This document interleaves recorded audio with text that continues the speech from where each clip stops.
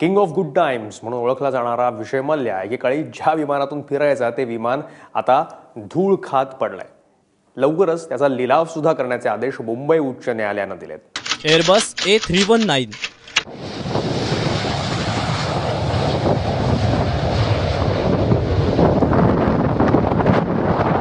हवेत उडणारं 5 star hotel,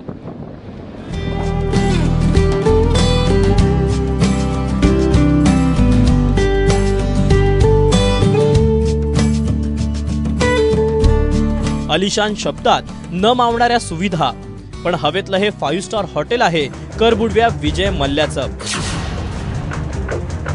कधी काळी मल्ल्यासोबत या विमानातून प्रवास करण्यासाठी अनेक बड्या हस्तींची लाईन लागायची, पण सध्या हे विमान मुंबई एअरपोर्टवर धूळ खात पडलंय आणि त्याचं कारण आहे अर्थातच मल्ल्यानं देशातल्या बँकांना 9,000 कोटींचा लावलेला चुना।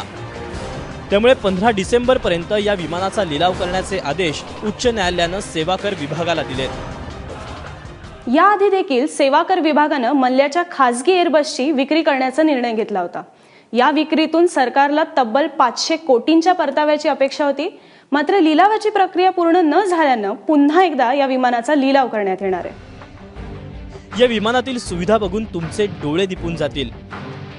25 पाहुण्यांसाठी आरामदायी आसन व्यवस्था, मोठमोठ्या चित्रकारांनी रेखाटलेली देवी देवतांची चित्र, विमानावर मल्ल्यानं स्वतःच्या नावाची विजेम ही अद्याक्षरं रंगवली आहेत, तर विमानाच्या टोकाला 3ही मुलांची नावं लिहिली आहेत।